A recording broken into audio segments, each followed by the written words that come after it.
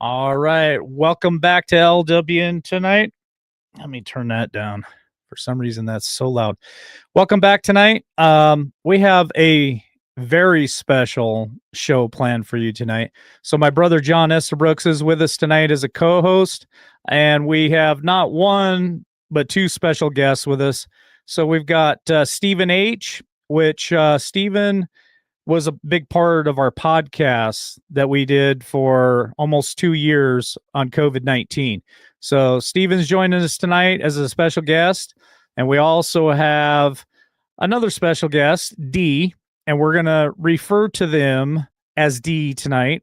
You'll recognize the voice, but let's please just call that person D. I don't want to see anything in chat other than that, please. Let's respect her privacy. And with that being said, we're going to get to it and just see where it goes from tonight. It's probably going to be a multi-show.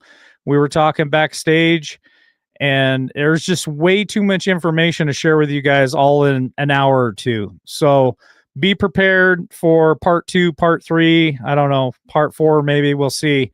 But a lot of information tonight. Mods all have the links to a lot of stuff we're going to share tonight. So they'll be dropping those links in chat so that you guys can grab it and look at it for yourself. So with that being said, I'm going to go ahead and, if I can find my arrow here, start my last little timer, and then we'll get right to it.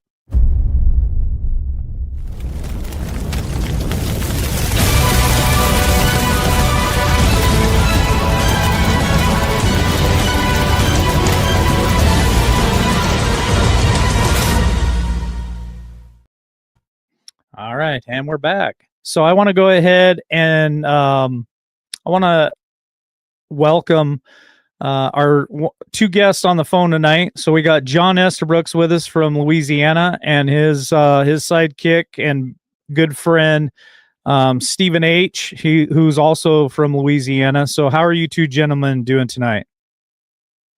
Great. Awesome, man. All right. Well, it's good to hear you. So we worked really hard last night on making the call in, everything work like it's supposed to. And so can you guys give me a 5x5 in chat if you guys can hear the callers?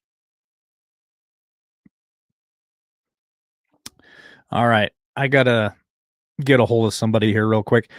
Well, D is also going to join us, but she's kind of been bouncing in and out, so I don't know if she's got bad service tonight or what, but we'll hear from her when she comes in. John, I'm going to turn the floor over to you, brother, and let you set the stage. Well, the stage always starts for me, and I just want to take a moment and offer a prayer. And the prayer is so that every one of your great listeners.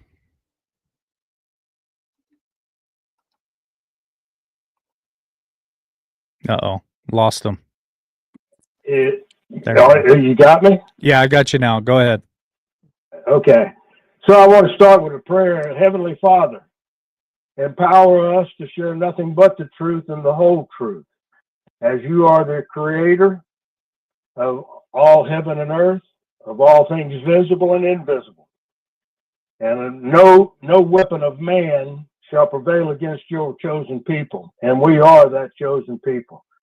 And I ask that all of us be mindful and stay in the truth, stay in the moment. Some things may be uncomfortable to hear and uncomfortable to listen, but remember that we do have a Lord and Savior, Jesus Christ, and through him and the Holy Spirit, we can overcome anything forced against us by man, because we're at war. Amen. Amen. Amen. Thank you for that, John. I want to say hi real quick to D. So D's in here tonight. How you doing, D? Hey, LW. Hey, Mr. Estabrooks. Stephen H. Hello. It's good to see all y'all, hear all y'all. I love it. All right, John, go ahead and take off. All right. So I want to give a little history of why we're here. And when we talk about COVID, And how did all that come to be? And it was years in the making, far more years in the making than what was ever disclosed to any of us in the public realm. It was hidden by our Defense Department, and particularly DARPA's research, the NIH, and what Dr. Fauci was doing. All of those projects, you know, they started, some of the very research that took place started with the outbreak of AIDS. And, you know, everything that took place in Africa with Bill Gates and the NIH, and then the creation of these DARPA, Defense Advanced Research Project Agency. That's what DARPA is. Mm-hmm. They had these biolabs up and running inside the United States of America. And they were busily doing gain-of-function research. And this research was ongoing from 2012, 2013, 14, 15. And then it became clear that they must have been very close. And the sharing of information, I'm certain, with Barack drew his attention of the risk associated with it, because guess what? Some people inside the military complex actually said, hey, you know, if this ever escapes inside the United States, man, this, you know, you're talking about unleashing a pandemic of, you know, shattering proportions. So there was a moratorium placed on it, of gain-of-function research inside the United States of America could no longer take place. So they shut down the lab in the Carolinas. But then they moved those labs outside of the United States of America. And then Dr. Fauci and Mr. Danzig and Mr. Bruck, they found a path to funnel money to a lab in Wuhan, China. But they also were operating 3 bioweapons labs in the Ukraine. Now, we know all this, Stephen and I, Stephen H., we actually were able to get into DARPA's website and recover a lot. We gained a lot of knowledge that came directly from the government and the NIH. The NIH was not hiding. They were out in the open with their publications and any peer-reviewed studies that they were doing. Well, we learned about every single thing that took place with SARS, SARS-CoV-2, COVID-19, and how it was appropriately named, because it was a bioweapon. So our dollars, tax dollars, funded this bioweapons research for gain of function. And gain of function, all it means is that you have this virus available in an animal. And you want to have that virus jump from animals to humans. That's gain of function. So they were able to accomplish it, and the reason that they put the moratorium on the labs operating in the United States is they wanted a plausible deniability if there was ever a lab leak. Well, we know way before it was ever revealed to any of us that DARPA, NIH, knew that something had taken place in Wuhan, China 6 months prior to them ever starting to tell us, because by then Pandora's box was open, because students coming into the United States, and they all had student visas, but they were leaving Wuhan and they were loaded up on planes. But then China started surrounding Wuhan where the lab leaked, and they tried to tell us, oh, it was a leak in a wet market. You know, no, that's not how it took place. It was built in a lab, and the lab leak occurred because people in the lab became sick. Some died. And we gained all that knowledge, and then, but they withheld the key parts of how many people, how many little Chinamen left Wuhan and came into the United States of America on our college campuses. So then it wasn't shortly thereafter, then we start having a flu-like virus, and then they had to break the news. They had to come out. So they were outed because of the numbers, because this virus is first little subset, first strain, was very transmissible. You know, it could be transmitted through just simply breathing on another person. So that's why the whole conspiracy about masks and everything that Dr. Fauci did, and that's the one thing I want to make clear.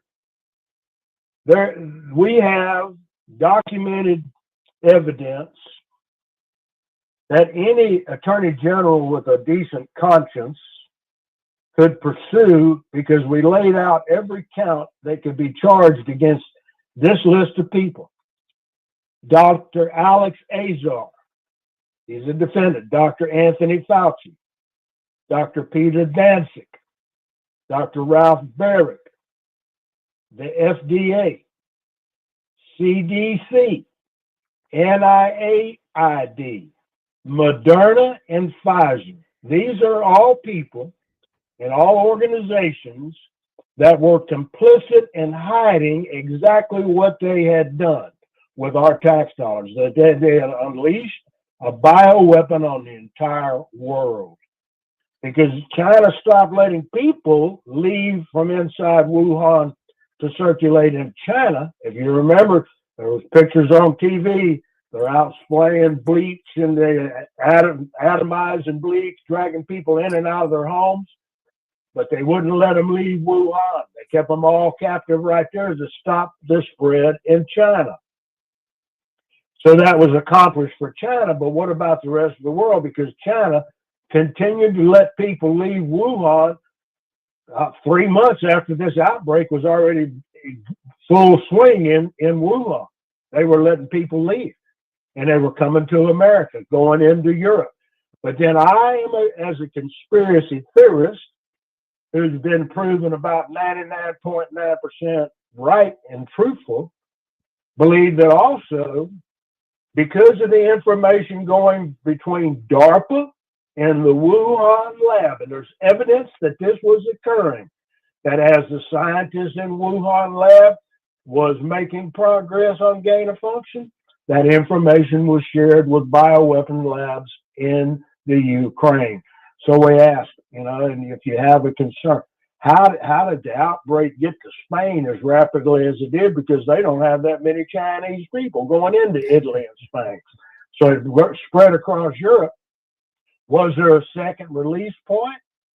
Was this done? And you have to remember what was taking place, because evidence revealed too that when Barack Obama left office, prior to leaving office, that he took back the moratorium on gain of function research so that he would have plausible deniability. Oh, it didn't take place under my watch. That happened under President Trump's watch. So it was very political. Think about the scheme and what took place in the balloting in the 2020 election. Mail-in ballots and all of the things because of COVID. But then here's the next piece of history. So they operate what they call Operation Warp Speed, to crank out a vaccine. And what we know is that it was never a vaccine, and it was already being researched and studied in DARPA laboratories in 2015. If they accomplished gain of function and they wanted to use this as a bioweapon on another country, then they had to have the ability to vaccinate our soldiers, so that when our soldiers would go into this country that we defeated with this bioweapon, they wouldn't become contaminated and die. So the research on the vaccine was in 2015 fully underway. They presented a patent for this vaccine to Dr. David Martin, key player on our side. This is the guy that looked at every patent for any pharmaceutical drug that was going to be administered anywhere in the United States. He's the guy that has to approve the patent. Well, they present him with this patent. And when he looks at it and he sums out and says, no, this isn't a vaccine at all. This is a gene therapy. And so he refused to patent it. But what did they do once COVID was released and they get Operation Warp Speed? Do you remember when they said that they were going to bypass everything, and let it go to market? And they would have the companies that released their vaccine would have no liability. Moderna, Pfizer, Johnson & Johnson. But now you have to remember, messenger RNA. Who was the daddy of messenger RNA? Stephen, what's his cat's name? Was it what now? Who's the daddy of mRNA vaccine? Oh, I can't think of his name. Me neither. It's not Malone. Malone was one of them, but there's I know who you're talking about. I just let D jump in here. Go ahead, D. You know his name? Oh gosh, it's gonna hit me sometime in the show, and I'm just gonna blurt it out. From man, it's been 4 years of seeing just different layers I of. could go back and look it up, but Yeah. The bottom line is the very inventor of the mRNA technology said that it should never be released into humans because there had not been any studies on it. I think it's Dr. Yearden. Well, he's one of, yes, sir. You're right about that. But he's not, the main guy is still, I just listened to him a couple of weeks ago in front of a senatorial, Ron Johnson. Senator Ron Johnson had a panel and he was there. Malone, yeah. A lot of people are saying Robert Malone in chat. That's it, Dr. Robert Malone. So Dr. Malone said, no, don't do this.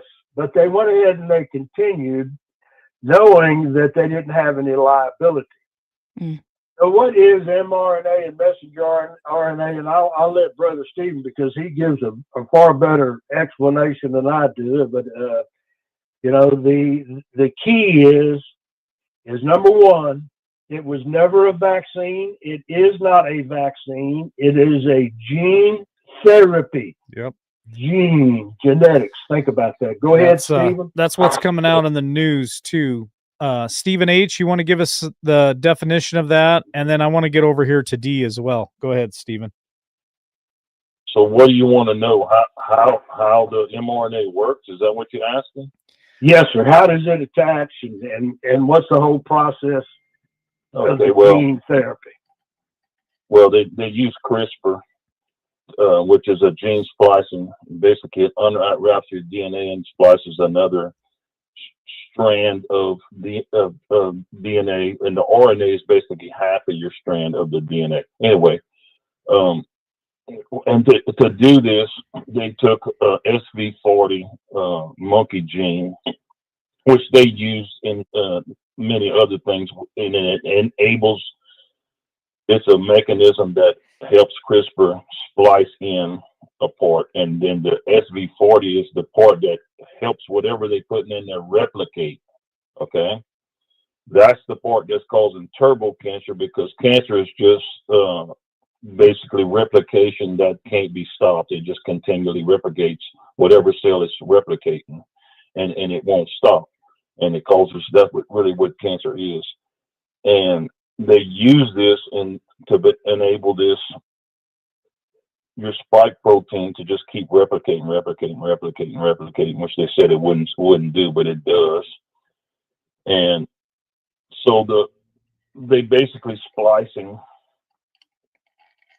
other genetic code into your DNA. So now you're no longer actually human no more once you got that in you, by definition. And that's their whole premise of the COVID vaccine, was to make the spike protein replicate, and then your body immune system would attack it, and then the spike protein would go away, which it don't. That's the problem. And then your memory T cells, your killer cells, would remember that the next time you got infected, and would eliminate the virus. Yeah. But they messed up. And let me tell you another story. The first thing that they ever did was the vaccine that they developed and got approved was not the one that they pushed out to the public. That's in their documents now. Yeah. So They got approved for something that they never even mass produced, and they just pushed it on us anyway. Yeah. But Yeah. so the mRNA technology, the messenger RNA, is the little messenger for the COVID gene therapy was the S spike protein that your body would manufacture S spike protein to defeat the SARS-CoV-2. That's the bottom line on that. Well, That's it. I mean, yeah. Okay. Let's let But- D jump in here real quick. D, I'm glad that you could make it tonight. I know it's been a long time coming. So, what's your thoughts on what John and Stephen both have shared so far tonight? They are both absolutely right. From my end, working in the healthcare system, I work in hospitals. Basically, any drug you name it, I compounded it, mixed, what have you. What I have seen in the past 4 years, I'm trying to gather my thoughts because I just seen so much. Within my own family and within the health system, across the board. Lymphomas and sarcomas are through the roof on children, because they do chemotherapy for all ages. I have seen a drastic spike in pediatric cancers. And it doesn't start at 1 and 2. It goes straight to stage 3 and 4. And the treatments are aggressive. Any cancer treatment is aggressive, but for children, because their bodies are still developing, their immune systems are their strongest at a certain point. When you administer chemotherapy, it damn near wipes it out. Kids that get chemo have a runny nose. There's always a test before getting to check your white blood cell count. If it's too low, you're not going to get the treatment. If it's just enough, if it's high enough, then you get it. But it's the turbo cancers. I'm just now hearing the word turbo cancers amongst my coworkers at the infusion center. And now we're starting to speak openly about it. We're like, so and so is back. They just finished their 6-week treatment 2 weeks ago. I'm seeing there's treatments that are not working. Or their reaction to the first 2 doses are so severe, oncologists are like, nope, stop. We have to stop. We have to come up with a different regimen. And chemotherapy is not cheap. It's very expensive, but manufacturing it is only $70, but it passes through all these channels, and it's passed through all these hands. One vial can reach upwards of $70,000 for treatment. So they have stopped the treatment if there's a reaction, and then they start them on a new regimen. Okay, after a while, the regimen, it looks like it's working, but then they see that they do a test and they see the cells have metastasized to another part of the body rather quickly as well. D, I don't want to interrupt, but I want to go ahead so the listeners to the show, I want to break down, and Stephen H. can fill in some of my gaps maybe.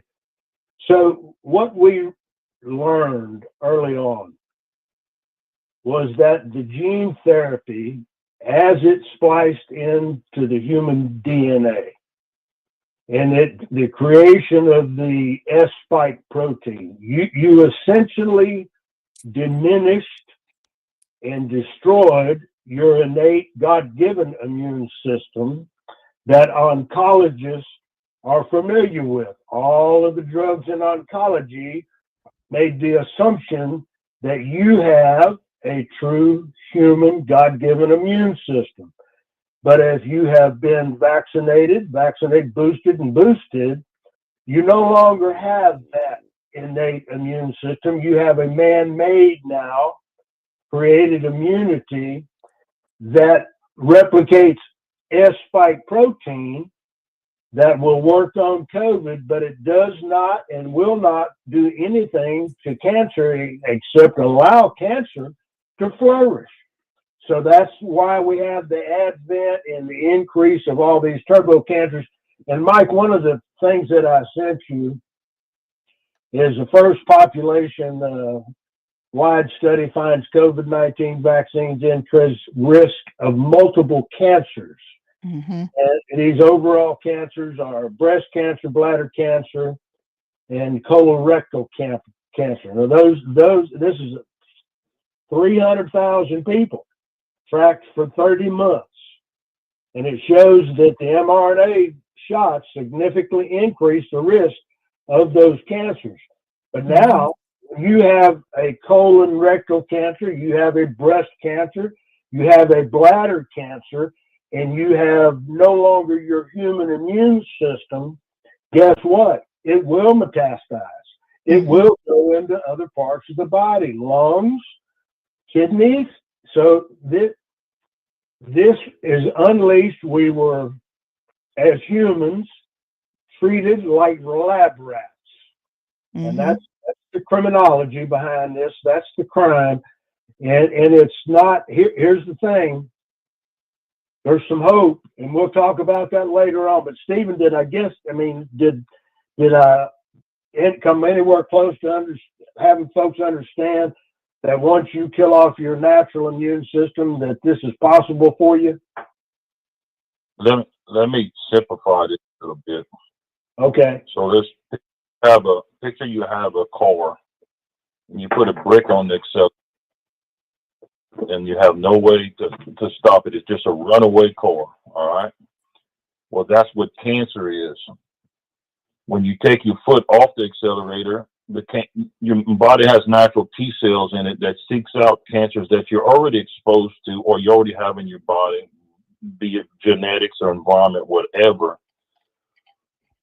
But the COVID vaccine, yes, it does address somewhat the COVID, but it simultaneously demolishes your natural immune system. So now, if whatever you have, whether it be cancer or whatever kind of illness, it's just like a runaway car. There's no brakes to stop it. It just replicates itself into oblivion, and then it makes all these different diseases. It amplifies them. And that's why people are getting so sick, and they say, well, there's no connection between this or that. Sure it is, because you just wrecked their immune system. Sure, you might address the COVID a little bit, but what's the point of that if you're going to die from a common cold or something else, So everybody has, like elephants have 5 or 6 different types of T cells that attacks all the different types of cancers. That's why elephants never have cancer, but human beings only have one type of T cell that attacks cancer. And so if you get rid of that T cell with the COVID vaccine, your immunity is gone. So, it's a pretty simple concept of what they did and what the consequences are, and they knew it. That's the problem. The documentation shows that they did the testing. They knew it. They knew it. Dee, you want to step in here? He's correct. For example, I have a family member. I have a number of family. I have a family member who got the vaccine, and it was like a cascading effect. There was one particular month, a few weeks after she got the shot, that she was in and out of the ED. Coming to find out, they did a scan on her, did a test, found out that diagnosed with pericarditis, the kind of pericarditis that an elderly person would have. She's only 34. So now there was fluid around her heart. She had to be on a monitor. A few weeks later, they decided to put her on medication for that. A few weeks later, There was a random tumor they found in her nasal passage. They had to do a surgery for that. Then her husband is that right before her cycle would start, her blood would go through the roof and he would have to take her to the emergency room. Well, come to find out, there were tumors. She had, I don't know how many. And the doctor was like, you need a hysterectomy immediately. So after that, now she's dealing with another tumor that is in her throat. They put her on Neurontin. Now, Neurontin is some demonic stuff. It's very aggressive for seizures. And they put her on it because they said, well, you may end up having seizures. So this is going to mitigate that. Meanwhile, another family member of mine, 3 years ago, New Year's Day, in front of her daughter, had her first seizure. Her license was suspended because it was happening while she was driving as well. This poison that has been released into the human population, not just in the US, but in the world. There are protocols, and we'll talk about those later, to get the spike protein out of your system, because that is the problem. Seeing with one condition, and then after a couple tests, finding out there's 2 other conditions that they have.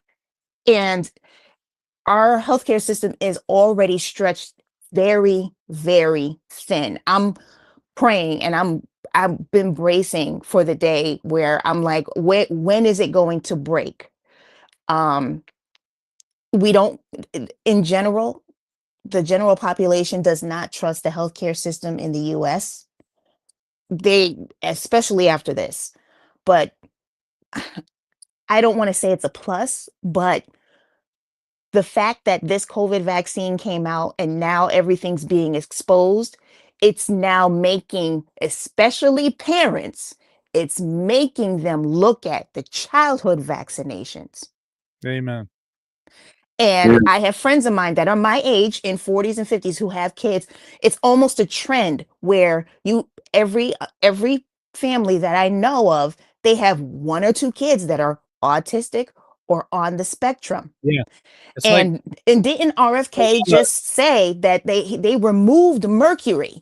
I told my friend who has like 3 kids under the age of 5, I said, did you hear what he just said?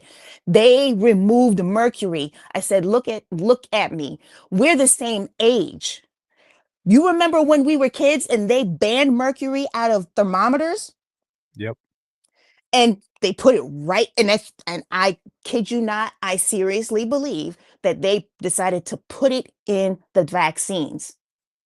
The same year that they put that law up, giving Big Pharma immunity to vaccine injury, was the same year that, I think it was like either that year or the year after, that they banned mercury and lead, saying, oh, it's harmful. I think they put it in the vaccines. And also conditioning, because that's another thing I was getting familiar with, conditioning of the media. Isn't that around the same time they released the movie Rain Man?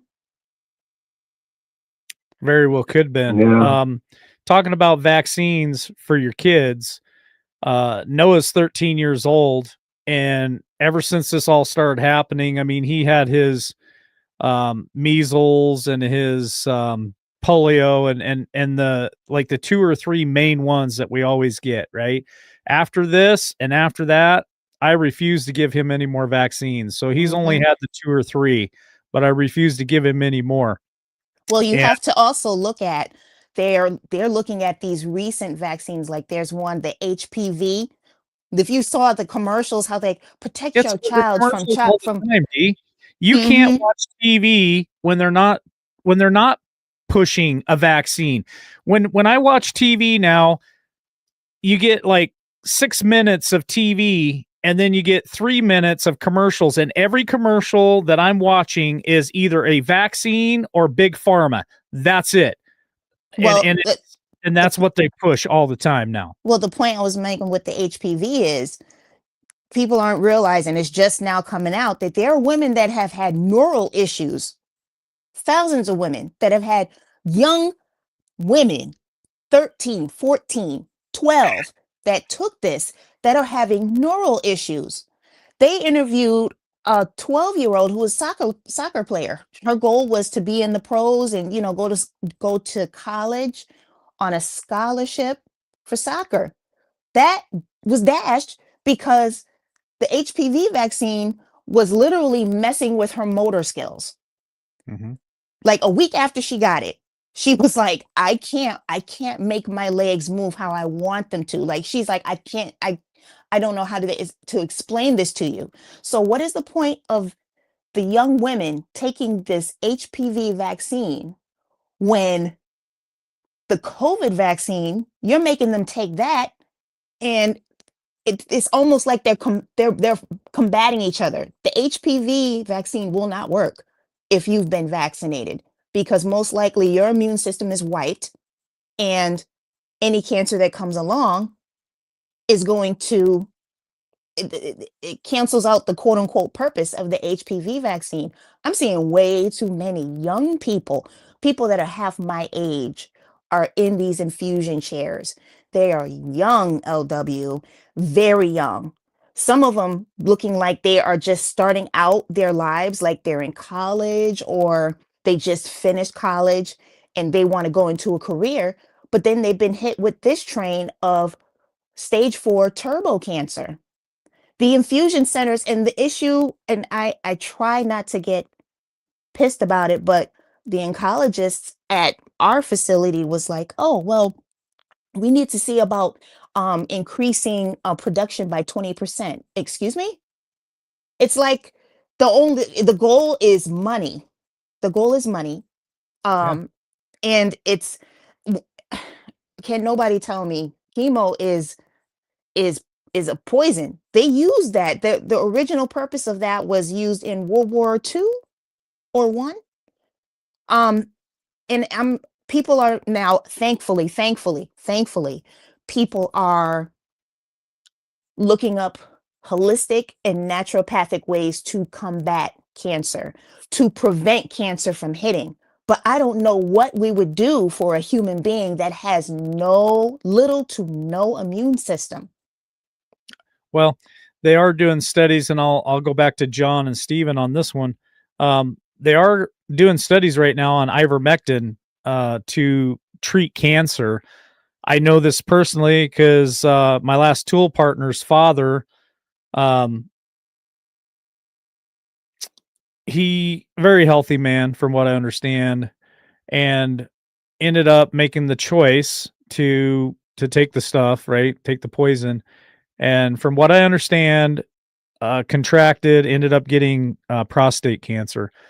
And so he was on ivermectin for a while. What I heard was that it was helping the situation. And then I think the last conversation that we had about that, that may have changed. I'm not 100% sure, but I do know that they are going through trial periods using ivermectin to treat cancer. And I'll go back to John Esterbrooks on that. What are your thoughts on that, John?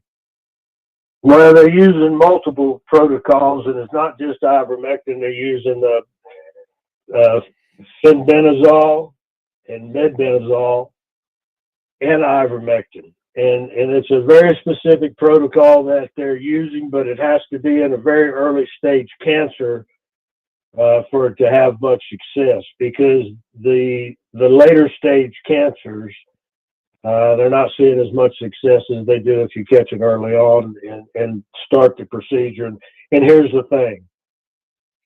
Doctors and hospitals, cancer centers are not going to tell you, go do this. No. It's the same. This is all about money. It's, when we haven't talked about the initial treatments for COVID patients in hospital. Remdesivir was a death sentence.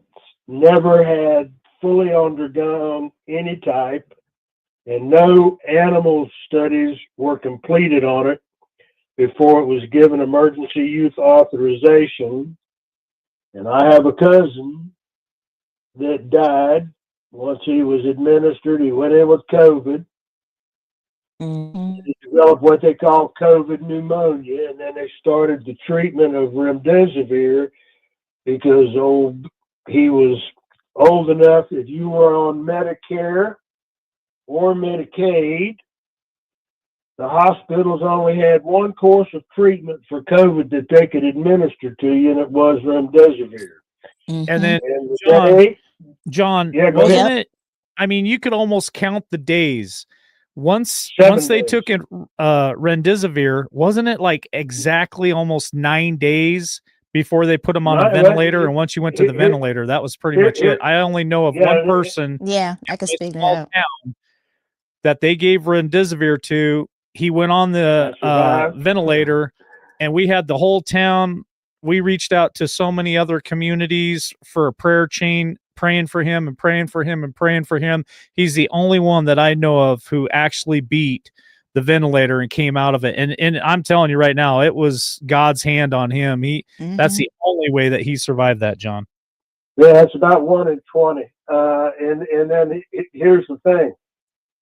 He probably had not had any type of vaccine, so he did have a fighting chance until they gave him the remdesivir. But it's about, I think it's somewhere around 1 in 20 people that will actually survive remdesivir. Because here's what they do: the buildup of phlegm in the lungs from COVID, it becomes a COVID pneumonia.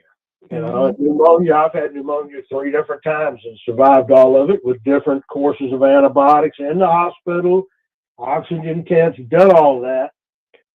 But if I'd ever been given remdesivir, you could have just put a 7-day clock on me. And if I made it to 9, I was really pushing it. But it's sad because their emergency use authorization, Gilead Science, that created remdesivir and then shared it with Pfizer.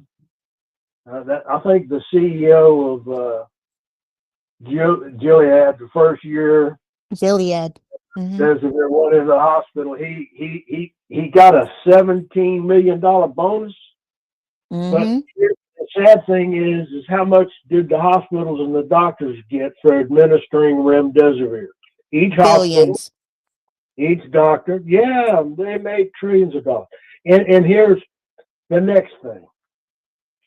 When we look at this and so we've dug and we found the evidence and the proof of just how evil the vaccines are, just what's happening and occurring in our hospitals, and we have no recourse because none of these people have ever been hauled in front of a court or a tribunal to be found guilty of their crimes, because these are crimes against humanity, every one of them.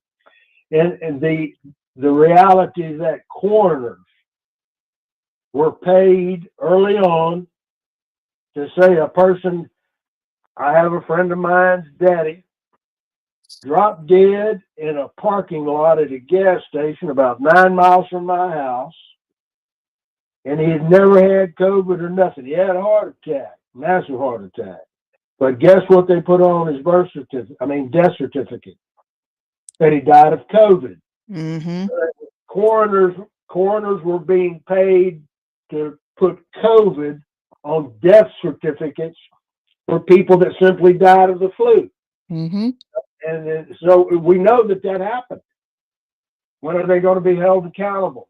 But then, okay, so now, when we look at all the studies that are being done, and we see that 75%, that means 3 out of 4 people that have been vaccinated are the ones that are getting these turbo cancers. Now, the increase of cancer, you have to have that 25% is just people that normally get cancer. And they may have a better chance, I know they have a better chance of normal chemo and and survivability and livability, but cancer's a bitch, huh? But so they skew the numbers because they throw that 25% of unvaccinated people in with the 75% of people that they know were vaccinated. And then when they break out the numbers, then they're able to say, oh, there's only a 54% increase in breast cancer. Yeah, that's across the entire population. But if you isolate, and that's what I've asked of my congressman and my senator, I want every death certificate in this country. If a person was vaccinated or unvaccinated, it ought to be on the death certificate so that we can track the data. If a person developed cancer, there should be a box that has to be checked. This person was vaccinated, this person was unvaccinated, so that then we can see the real numbers. Because these numbers are all being skewed because they're lying to us just like they did from the very first day. This is an evil unleashed on mankind by men. And we know the players. We know the government's involved. And the only thing I can say is that there's great hope, but it's being held up by guess who? The FDA and government. Hey, John, Um, D wants to hop in here real quick. Go ahead. Years ago when Liberty Warrior was still in effect, I was at the VA. And remember when Joe Biden took away monoclonal antibodies? Yeah. Though the monoclonal, I was at the VA and I watched and I was like, okay, it actually worked. It was a 30-minute infusion, and the monoclonal antibodies actually worked because it was derived from the antibodies of somebody that had COVID. There was very low side effects. It was a Mhm. 30-minute infusion, and it was probably the best benefit to especially elderly. If they caught the first symptoms in the beginning, we brought the infusion in, we made it, we walked it over to the ED, had it signed. The veteran sat in the chair and got the infusion. Well, when Joe Biden took that away, that's when the hospitals really pushed the remdesivir. Now there's an article that Dr. I love her. She does shows with SG report. She did this article called Joe Biden's Bounty on Your Life, and basically listed the government will pay every hospital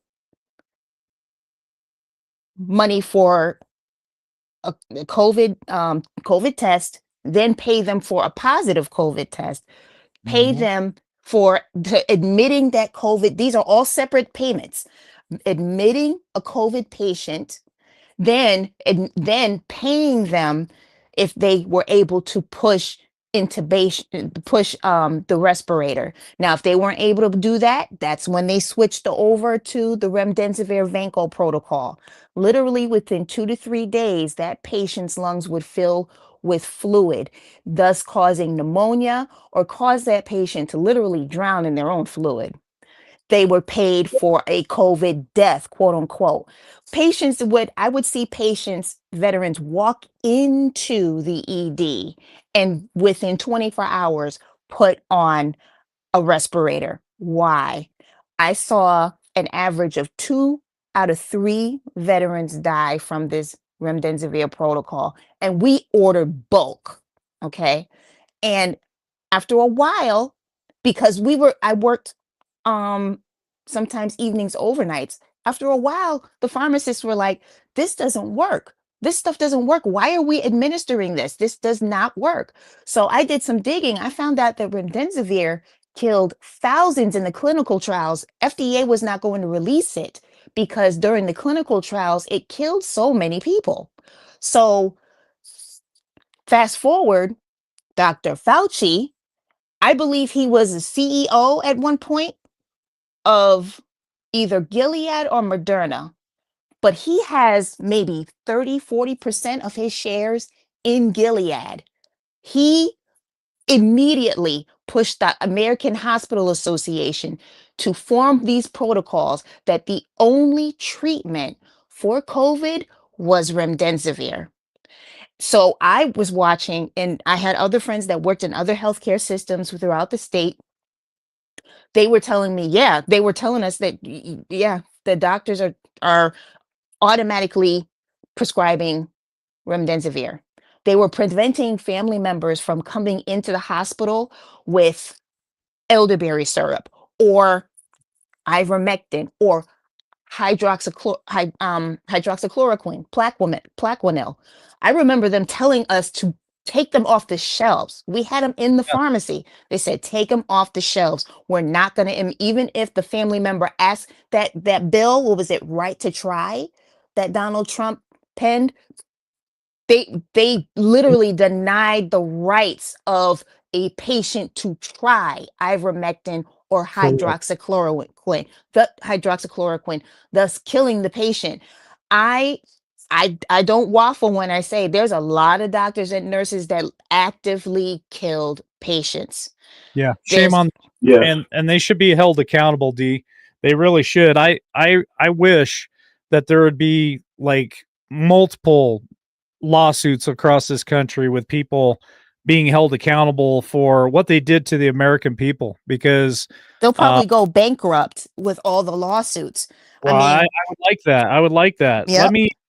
Let me say thank you real quick to Patriot Girl for buying us coffee tonight. She says, thanks, Mike, for all you do. And then Mimi also bought us coffee tonight. Says, thank you for a great show, LW, John, and D, and Stephen H. So thank you for those coffees tonight. I want to say this real quick before I go back to John and Stephen. Now, what D was talking about, I lived it too. And it was absolutely insane that they pushed remdesivir. That was the protocol. Uh, John Estabrooks put it out there each and every week on our podcast that this is their protocol. Remdesivir. Now, we came out and started talking about hydroxychloroquine, and we were called conspiracy theorists. We got censored for putting any of that out. If you even mention the name ivermectin, they take your YouTube channel down. They take your Facebook channel down. We had to talk in code for years. And ivermectin is one of the biggest components of therapeutic treatment for for COVID-19 and other sicknesses out there, including fungus and parasites and you name it. But I remember doing shows on ivermectin with John Estabrooks, and I had people all over the Northwest, especially when my mom got sick with COVID, was sending us the paste form.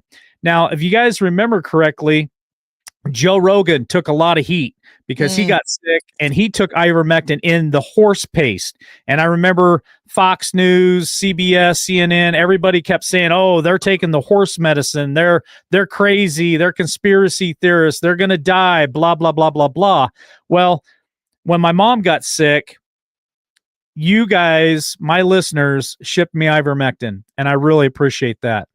Now, family member of mine had a really hard time with me giving my mom the paste. So I went to my mom's doctor and I respectfully but very firmly requested prescription for ivermectin in the human form.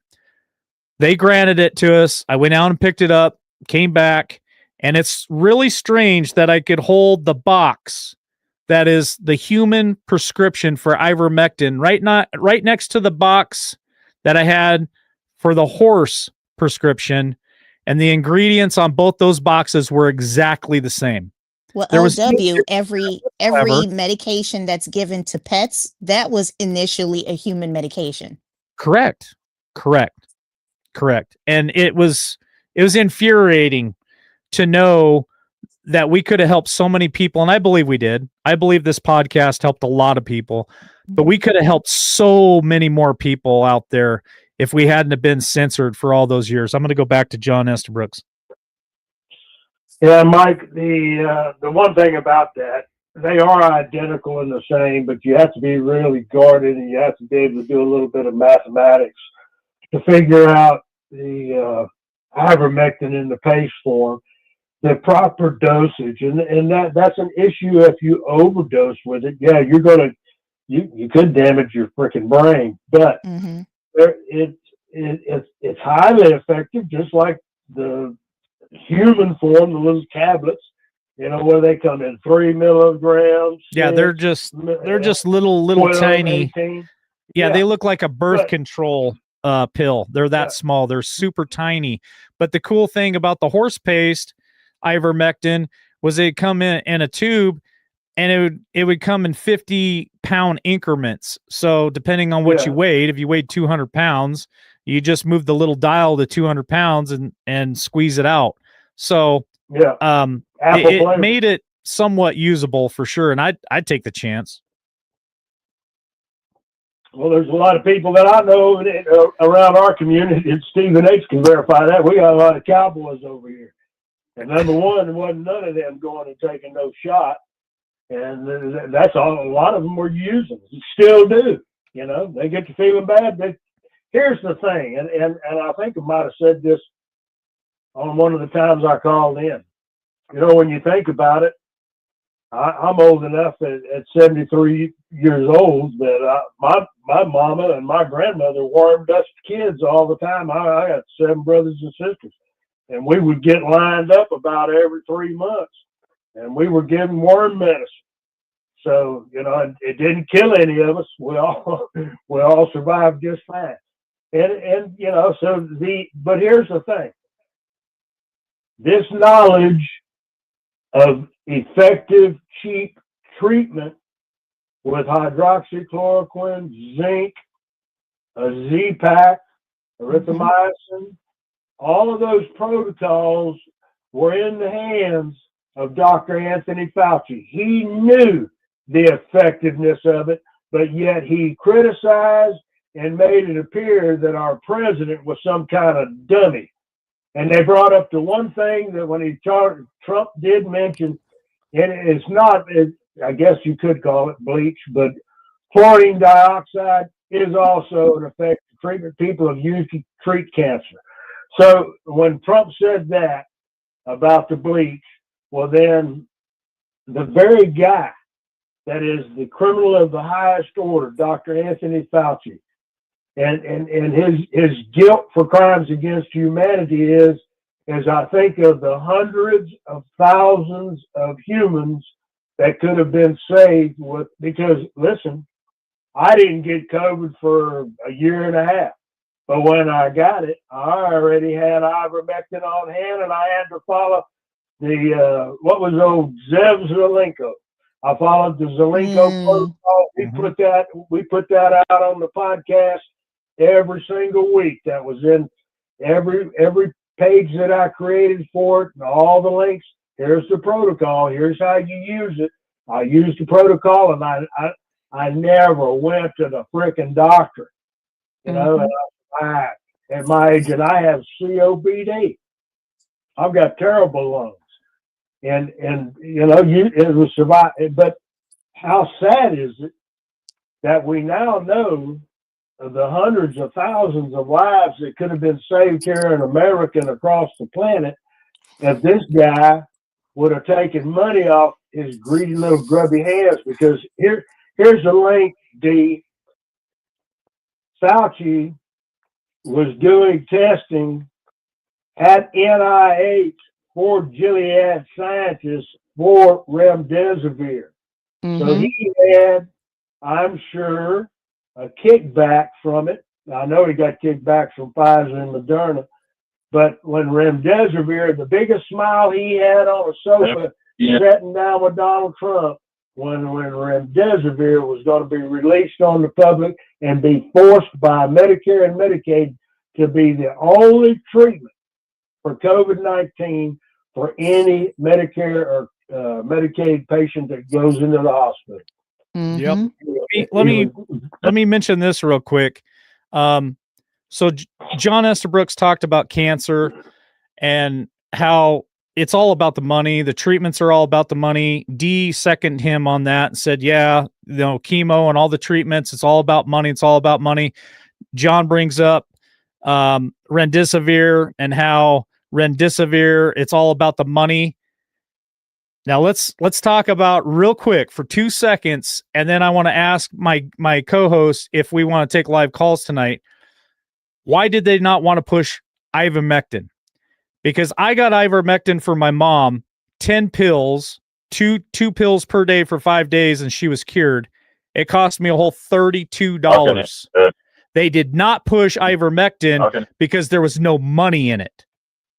Well, there's a law, the FDA, basically you can't put any drug on emergency use unless if there is a drug that can cure said COVID or what have you, you can't make You nailed it. Emergency use. They had to hide the fact that they could get remdesivir used for emergency use. They had to make the public, through the fear campaign of the media, Fox, every single media member. They all spread the same exact lie. You know, the Mockingbird media. They lied, and here's the thing. Fauci had to hide the fact that for pennies, people could have survived this without ever even seeing a hospital. Yes. That's the damnable lie.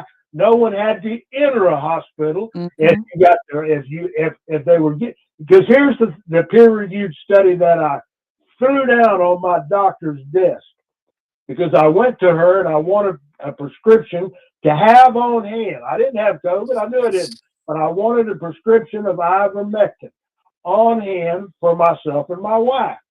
So I go to her and she goes, "Oh, no. And I said, "Well, here's what I know." And I told her what I knew. And she goes, no, there's no peer-reviewed studies. And by God, within just days, Italy came out, and with their first peer-reviewed study, India took entire states of India, millions of people, and gave them ivermectin. And then one other state got hydroxychloroquine. Everybody got erythromycin. So they had the data. And when they released the peer-reviewed study, I took it to her desk and I flopped it down on her desk. She wrote me a prescription for ivermectin. I go to the pharmacy in a little small town and I get my ivermectin filled that she wrote on the pad. She goes into the hospital where she was on staff, same little hospital. She goes in there and there's an 80-year-old woman that they are fixing to put on a ventilator, and she said no. And she administered her, she's dying now, she administered her ivermectin through an IV, right? Turned her around. The next day she was sitting up in her bed and said, "I want to go home." And she said, "No, you've got to take 2 more courses." Yeah, and she treated her with ivermectin. And guess what happened to her? She was removed from the staff of the hospital. That was the last time she could operate in that hospital because she did not follow the protocol of putting her on remdesivir. Now, this is a fact. I know it's a fact because it's a fact of my own life. Like I said, my mother was on death's doorstep. She hadn't eaten in 3 days. She hadn't had too many liquids. My dad would scramble 1 egg in the morning and try to get her to eat some type of protein to keep protein in her body, and she could barely eat half an egg for 3 days. I called family members and said, "Hey, need to come home now. I need to come see mom." I called my daughters and said, "Come see grandma."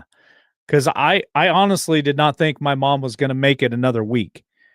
And here's what happened, John. I went and got the ivermectin. I came in, I gave my mom a pill, and I shit you not, 12 hours after I gave my mom the first pill, because you got to give them 2 pills a day, 12 hours after I gave my mom a pill, she was laying in bed. She was in death's bed. She walked into the living room and asked me if I go to town, because she had a favorite sandwich restaurant there in town. She asked me to go into town and get her a BLT. That's 12 hours after I gave her the first pill. I gave her the second pill. It was pretty much almost gone. By the time she got through all 10 pills, my mom was back to normal. I can't say enough about ivermectin, and it's crazy that they keep us from that stuff. Well, you know, now you're supposed to get it over. You're supposed to be able to buy it over the counter. I haven't tried. I got a large enough supply. I'm not too concerned about it. But it is. Here's the thing, and this is for every listener. So we were lied to, because now we've told you that they had cheap, effective treatment that they didn't use, and they killed people that entered the hospitals with the remdesivir. But then I'm going to tell you what they did to my mom, because this is my mother's story. She's in a nursing home, right? Gets COVID, never leaves the nursing home to go to the hospital. They treated her there at the hospital. They gave her a Z-Pack and whatever they gave her, she survives. But then they come in and said, now we have a vaccine, and they administered her the vaccine. Oh, First dose, she didn't feel good. But she said she made it through okay. Now, my mom was telling me, I said, Mom, don't take the next one. She didn't have no choice. They gave her the second dose of vaccine, and they gave her the Pfizer vaccine. So mRNA. Lord. Within 30 days, it's like her mind completely shut down. She never got out of bed. Never. My sister, to go in and be able to get into that nursing home, went and had herself injected to go into that nursing home. But it was too late. By the time she got there, the vaccine did my mama in. I know what killed my mama. So, I mean, and look, I've got a cousin. I know remdesivir. I told Jackie, and I marked it on the calendar. The minute my niece called and told us that they were going to put him on a ventilator, and I told Jackie he'll be dead within 7 days. I wrote it on the calendar, and sure enough, he died on the 7th day. I'm sorry to hear that, John. But Really. Here's the thing. So how many people did we save? Maybe not a handful, but but the one thing we did do, and I want to assure every one of your listeners, there's not a single, for the 18 months that on a weekly basis, we looked at every single number. We gathered every piece of information, every peer-reviewed study that we could get our hands on, and we provided it to people with the links attached. Here you go, click here, and you can see the proof for yourself. So our listeners had an advantage over other people, but how far were we censored, Mike? How many people even knew that Podbean even existed? Yep. If we'd have been able to do it on the major social networks, if YouTube would have set us free, if Rumble would have set us free, Facebook would have set us free, how many Americans and how many people around the world could have been saved? Because we weren't just, this was not Stephen H. and John Estabrooks and Mike Poff. These were studies. These were facts. This was truth.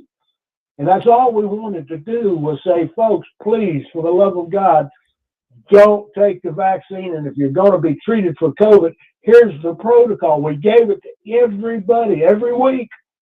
I looked at the VAERS and everything that you see in VAERS. Now you go. I tried to log into it, and because of the government shutdown right now, you can't get any data from them. You can't get any data from NIH and DARPA. I could have got into DARPA, but they wanted me to fill out who I was associated with, who recommended me to get the information. Yeah, John's not doing that. Not doing it. Yeah, not doing it.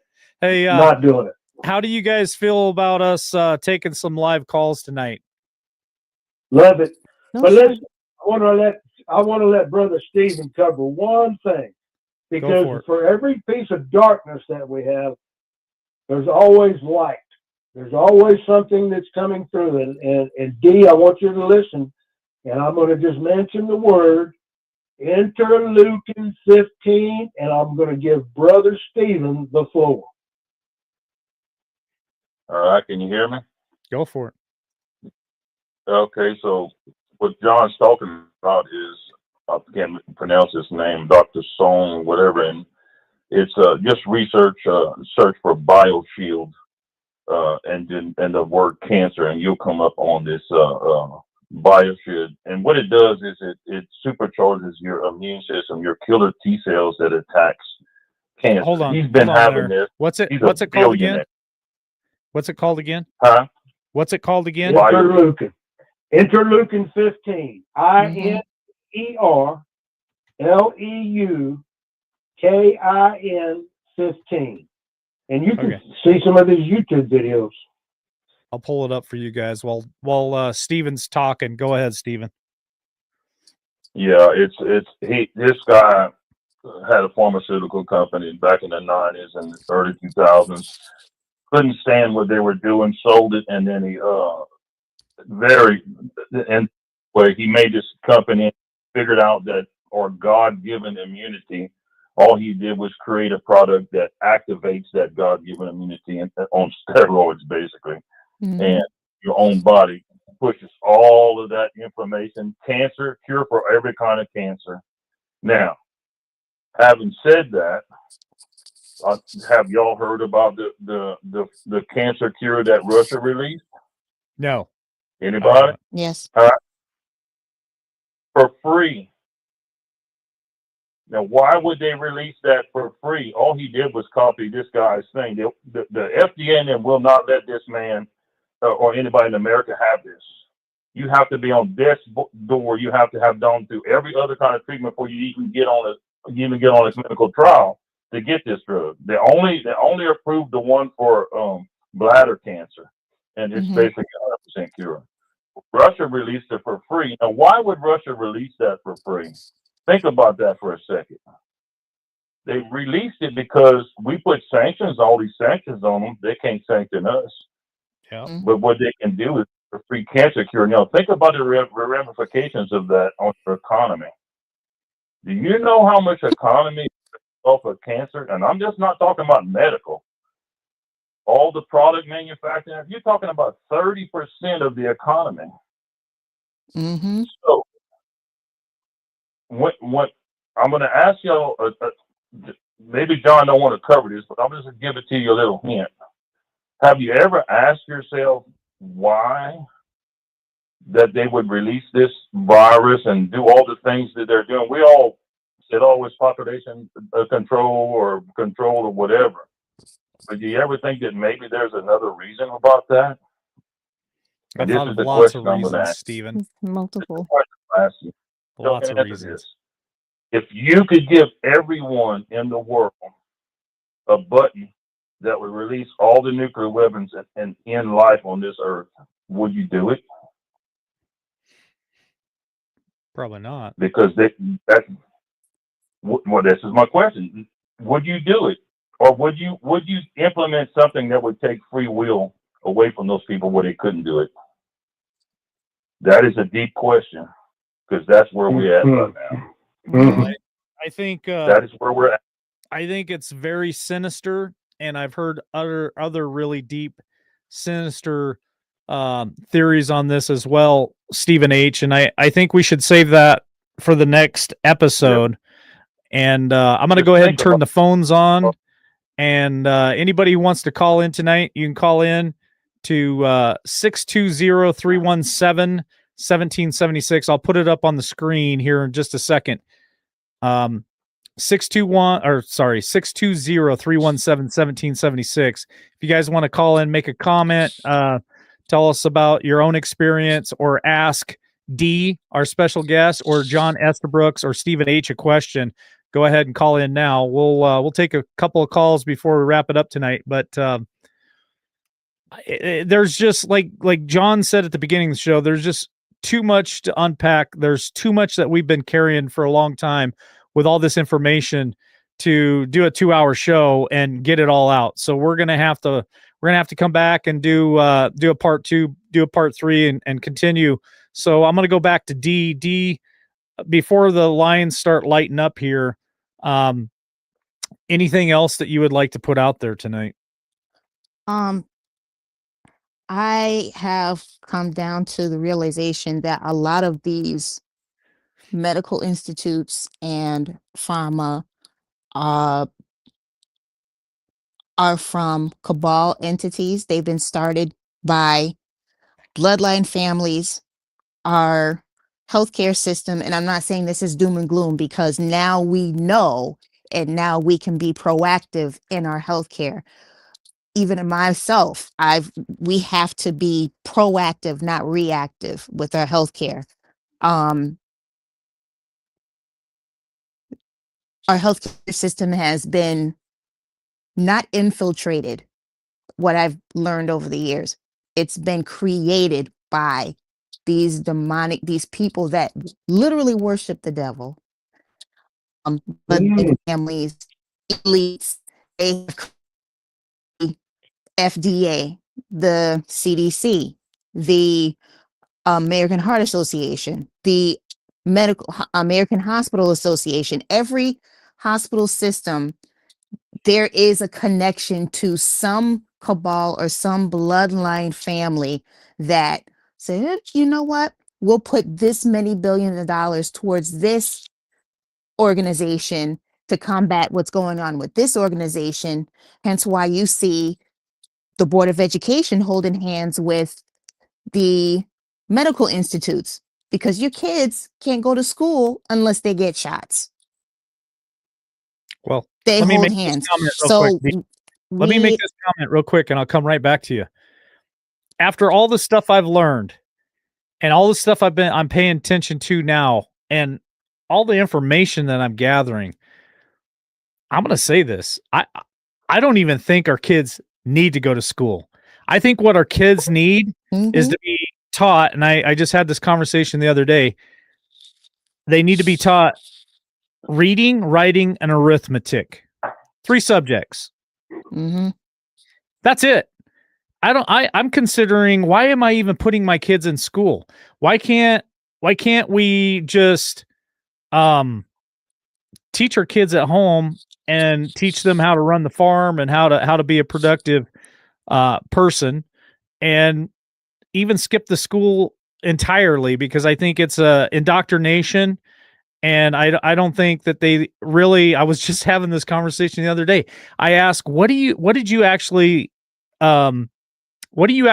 use today that you learned in high school? Reading, writing, math. That's it. And then I asked the question, because I have somebody in my family I went to college too, but I went to college for trades. And so it was a different college than just full-time college. And I asked this person, I said, you went to college for 4 years. What do you use today that you went to college for 4 years? Nothing, really. I mean, what the hell are we doing sending our kids to school? And what the hell are we doing sending our kids to college? Because it's just all indoctrination. And I'll turn it back over to you, Dee. Well, no, funny you say that. And I don't want to go down that rabbit hole, but I was homeschooled all 12 years. All 12 years I was homeschooled. And now I'm at, I work with drugs. I do not have a college degree. I have a few certifications and that's it. And I've climbed the ladder, God willing, and he gave me a solid brain. And my parents were like, no, we're going to do due diligence to our children, and we're going to invest in them. And we all came out fine. But I work with kids half my age that I'm just like, whoo, AI and the robots are going to take your job if you don't get it together. It's that bad. But anyway, we now know what we're dealing with. First and foremost, I know we have a lot of believers on the line, but we need to combat this with the word of God. Amen. We need to fight it. The word does work. The blood of Jesus still does work. Secondly, we need to gather the information and learn from it, but not let that overtake our lives. We still need to live. We still need to raise our families. We still need to be proactive in our communities, because there's a whole host of things that have come out these past 3-4 years that this channel has not been up. And I know there's going to be moments where we're going to be overwhelmed with information. It doesn't have to be that way. A few years ago, I was, but I had to sit down with the Lord and be like, okay, Lord, you need to tell me what I need to pay attention. You need to show me what I need to pay attention to that's going to pertain to me, my friends, and my family.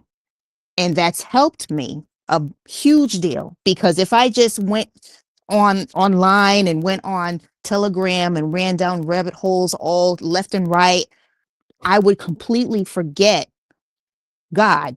I would completely forget his word. And I kid you not, what we're dealing with right now, it's in the word. We're everything, Yep. every Very well. answer to is in the word. And prayer, man, when I tell you, prayer, it keeps you calm, talking to him and be like, Lord, I just need guidance. I don't know. I know, but I don't know at the same time. And he'll give you answers. He'll tell you. You ask him, he will tell you what you need to do. I totally agree. We got a caller tonight, so let me bring him in real quick and welcome him to the show. All right, Hello, caller, Michael. welcome to LWN Kathy tonight. H. What is your name? Where are you from? It's Kathy H. I'm from Florida. All right, Kathy H. How you doing tonight? Perfect, because it's working. Yeah, I'm having a big train wreck from last night. I have put all of John Estabrook's links in Telegram, so they're all there for everyone to go look at. I have bless you. a hospital holistic alternative Telegram page, and we have proven protocols for cancer and several other things on that page. And my goddaughter was stage 4 soft tissue melanoma with 15 tumors. And Moffitt can't figure out why she's cured. We're not telling her. There you go. I know that's right. Kathy, can I ask a favor of you, Kathy? Yeah. Can you drop the link to that Telegram page in chat for everybody, so anybody who wants to grab that, they can grab it? Yeah, I put it in there once, but I forgot to ask your permission, but I'll do it again. Okay, thank you. Anything else that you want to bring up tonight? I miss our three-way calls with you and John Estabrook doing those podcasts, because we do all the time together. Oh, well, Yes, we we might have did. to bring that back. You guys have a good night. Thank you. All right, Thank thank you you, so Kathy. much. Appreciate Bless it. you. Now, CLW, the word says, my people are destroyed for a lack of knowledge.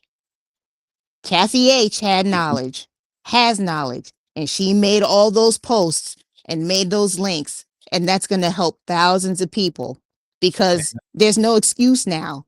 We have the knowledge. We will destroy ourselves because we don't know.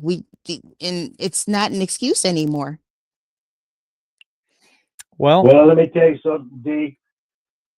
You're hitting on the why, because when we look at everything and everything that we've compiled and all of the facts, all of the truth, all the peer-reviewed studies, often leave people with the question of why.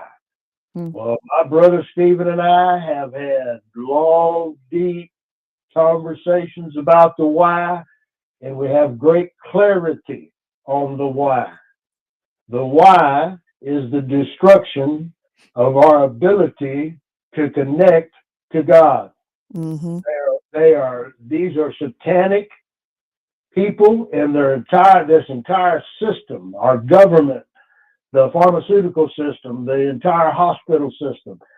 When all the cures in nature are given to us by the word, and the history that my daughter, God bless her, she's a hospice nurse, and she does it because she's an empath. She is a very empathetic soul. She has guided me many times. She's the one that flipped the switch on this for me. She's the one that gave me my first links. Go here, go there, and then it just took me over. But with that, the one thing I know about her is that all she does is she practices what she preaches when it comes to holistic medicine. And we were having that conversation, her and Stephen and I today, and it's a blessing. And God does bless us, and he puts us where we're supposed to be. And that's the one thing that they fear the most, is us, our ability to share the truth with what the real why. Mhm. What is it that they want to accomplish? And they want to diminish the human experience and the ability for us to connect to the most high power. Amen. Mhm. Real quick. Another show. Yeah. I was just getting ready to say, I'm going to have you guys go ahead and start thinking about your final thought. I'll let Dee go last to give her time to think about it. And I'll go probably John Estabrooks first and then Stephen H. and then Dee. But we're gonna wrap up tonight with final thoughts. Thank you guys so much for joining us tonight. Hit that like button, subscribe, follow us, share us out. This is important information that all your family and friends should listen to. So if you share that out, that would be great. And I want to say thank you to Grace. I think it's Grace. Pretty sure it's Grace. Grace bought us coffees tonight. It says Grace and Gift bought a coffee. So nice to have you back. And it's nice to be back. And your guys' name, everybody who bought coffees tonight goes in for the drawing for the silver coins. And I did order those, so they're ordered. So about 2 weeks. We're about 2 weeks away from Miles Franklin's delivery. And then we should be able to hit our deadline, which is like the first or second week of December. We'll do that coin giveaway before Christmas. So I'm excited to share those coins with you guys. So thank you for all the coffees and all the support that you guys have given to us over the years, and especially in the last month or so. So anybody who does a super chat on Rumble or buys a coffee or anything until the end of this month of November, your name goes in the drawing for the December coin giveaway right before Christmas. So with that being said, I'm going to go ahead and go back to my brother, John Estabrooks, and ask him for his final thought. My final thought is to remain positive, but to understand what we've laid out, and we can lay it out. Now, I didn't even hit on some of the stuff because we have the proof. We know the criminals involved, and I gave you that list early on. You, as a patriotic American, knowing that the crimes against humanity were funded with your tax dollars, and the very tax dollars that were granted to Dr. Anthony Fauci that he funneled to carry out and orchestrate this with the pharmaceutical companies that control many of our politicians. On both sides, they're equally. I hold great disdain for as many Republicans as I do Democrats that are in the pocket of the pharmaceutical companies. But the action, why are we not? I don't want to see no more Senate hearings about it with Ron Johnson. I want indictments, I want arrests, and I want them to receive the justice that God demands. You can't take the life of another human without God. You know, Moses got away with it, but then guess what? He had to confront the burning bush, and God led his spirit in his heart to retaliate and go down to the Pharaoh and set his people free. Well, you're being held captive, whether you know it or not, by this pharmaceutical poison. This was an intent driven by design to capture an election that went way further in destruction than what any of us could have ever comprehended when we started this, but we have done it. So now we know the goods. We have to get with your every congressman in the United States of America has a freaking Facebook page. If you don't drop the names of the villains, on that Facebook page and asking, when are we going to see the hearings? When are we going to see indictments? Where's our Attorney General? Pam Bondi. Oh, Pam Bondi. Where's Cash Patel? These are not just simple crimes. This is the murder of millions of humans that they perpetrated. And it's time to answer. I'll leave you with that. But trust in God. Trust in God and have faith. Stand strong in the word and give your word to those representatives, those people that are supposed to represent us. And the more of us that do it, you know, I'm one voice, and mine hears from me enough to where your staff got me on speed dial so they can cut me off. All right. Stephen H., your final thought? Okay, let me kind of fill you in a little bit where I'm coming from. I'll keep it short. So, like everyone, I have an emotional side and a logical side. And when I do my research, which I do a lot of, I take the emotional side and put it aside. And I take the 1,000-foot view of what's going on and try to keep any bias out of what things I research and discover and what conclusions I come to. So, that being said, all that we talked about, this is my opinion from the research I've done, it's all distraction. And we'll elaborate that on another show. All I can tell you is do good in this world as much as you can and don't wait for tomorrow, because things are fixing to change in ways that you can't even fathom. Mm-hmm. And I've done plenty of research on it. So I just come to the conclusion that I am just going to just do the best I can for whoever I can for the time I got left. That's where I'll leave it. Amen. God bless you, brother. My final thought is going to be a question to chat. So hang on, because I'm going to go last, but I'm going to let Miss D here give us her final thought. Nobody leave yet. None of my guests don't leave. Nobody in chat leave, because my final thought's going to be a question. Go ahead, Miss D. Everybody listening to this thread, listening to this podcast, has lost something in the past few years. Lost family members, either by way of not talking to them anymore because of what you found out and what you believe, through death, either from COVID or from the lockdowns or from the vaccines or from the treatments, quote unquote. Lost jobs, lost finances, lost homes, just loss. I believe that is going to be returned to us 7, 10, 50 times over.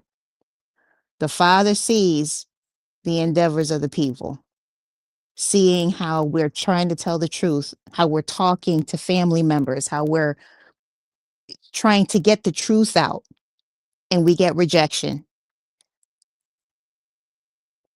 We all will be restored. Our families will be restored. Our finances will be restored.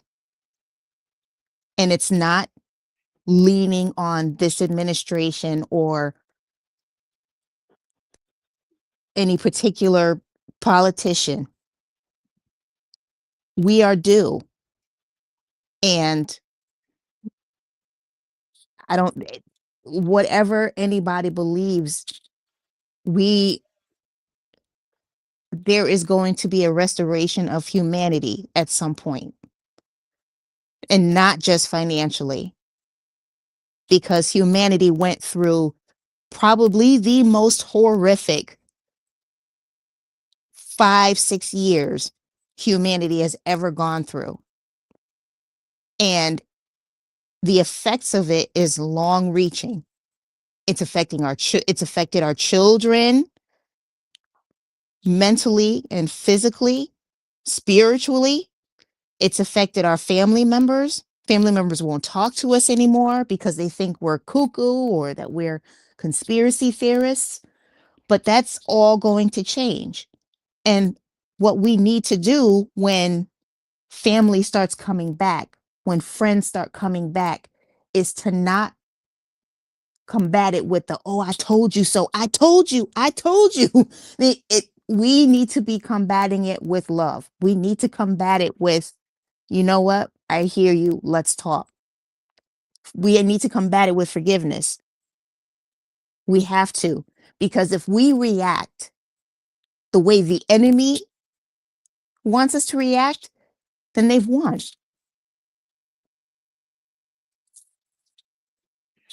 Hold on a second. I missed something about prayers for PNW 77. And I will I will get a hold of my mods and see what's going on there. But can everybody just, when you say your prayers tonight, can you guys pray for PNW 77? I don't know the full story. I just see a couple of comments. I missed what was going on in chat, so I apologize for that. But here's my final thought. This question. I'm gonna first go to my guest tonight. So we have Miss D, we have John Estabrooks, and we have Stephen H.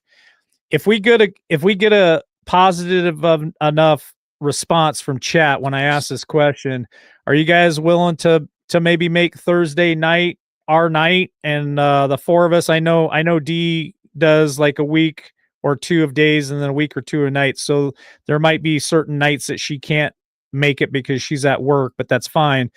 But would this fellowship here be willing to just commit to Thursday nights doing this podcast? And for everybody in chat, if you guys would like to have Miss D come back and John Estabrooks and Stephen H, if they can, I don't know if any of these guys can. I'm just throwing it out there because I would be willing to commit to Thursday night for these three wonderful guests, co-hosts, and make it happen for you guys. If John can make it work, if this day works for him, or Stephen H and even Miss D, I'll let you guys go ahead and answer that question. But I'm willing to do it. And that's my final thought. I'm there. Yeah, and I listen, Mike. The one thing about it, my brother in God is Stephen H. We're neighbors. I mean, I can, even at my 73-year-old age, I could run right across the field and be at his doorstep and know that I'd be taken care of.